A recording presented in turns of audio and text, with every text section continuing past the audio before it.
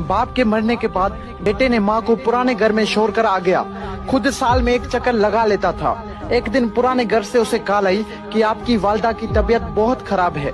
बेटा गया, देखा वालिदा की तबीयत वाकई में बहुत खराब थी, वो मौत के करीब थी।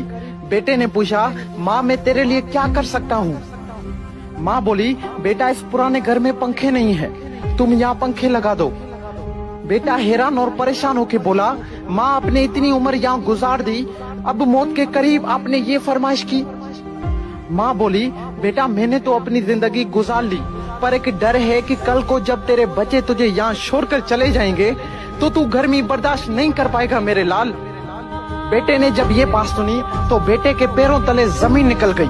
वो अपने आप को आज तक माफ नहीं कर पाया। दोस्तों, माँ तब रोती है जब बेटा खाना नहीं खाता, और माँ आज भी रोती है जब बेटा खाना नहीं देता। एक माँ से 10 बेटे पल जाते हैं, मगर 10 बेटों से एक माँ नहीं पली जाती। वाह जी वाह। कुछ याद कर, जब तू बचपन में अपने आप का वजन नहीं उठा पाता था और चलते चलते गिर जाता था, तो तब तुम्हारी माँ तुम्हें संभालती थी, तुम्हें चलना सिखाती थी। और हाँ, जब ठंड में रात को 3-4 बजे बिस्तर पर पेशाब करते थे तो वो तुम्हारी माँ अपनी गहरी नींद को छोड़कर तुम्हें आराम की नींद सुला देती थी। और अगर आज तुम बड़े हो गए हो तो माँ पर चिल्ला रहे हो, उसको बोझ समझ रहे, शर्म नहीं आती ये सब करते हुए अपनी माँ के साथ?